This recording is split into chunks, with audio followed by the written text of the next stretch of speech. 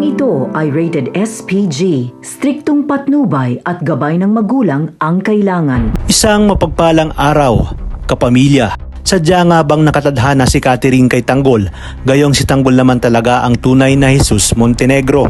Habang tumatagal ay papalapit na ng papalapit si Tanggol sa katotohanan. Sadyang maliit lang ang mundong ginagalawan ni Tanggol at Ramon.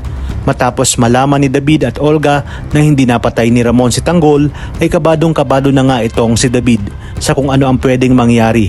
Lalo pa't porsigido si Ramon na hanapin ang lalaking kanyang sinasabi na siya ngang si Tanggol. Sa kabilang banda, iimbitahan naman ni Senyor Facundo si Tanggol na pumunta ng kanilang mansyon. Malaki kasi ang kanyang utang na loob dahil sa ginawang pagligtas ni Tanggol sa masasamang loob na pinagtangkaan nga itong si Catherine. Walang kaalam-alam si Tanggol na magkapatid pala sina Catherine at Pablo. At mas ikakagulat niya nga pag nalaman niya na sa mansyon pala nila Pablo matatagpuan ang kanyang Lola Tinding at Lolo Noy. Unang tingin pa lang ni Catherine kay Tanggol ay nakaramdam na siya ng paghanga sa binata. Mga ganong klase kasi ng lalaki ang tipo niya. Yung maginoo at bad boy ang datingan. At higit sa lahat, mataas ang respeto sa babae at kaya siyang ipagtanggol at ipaglaban.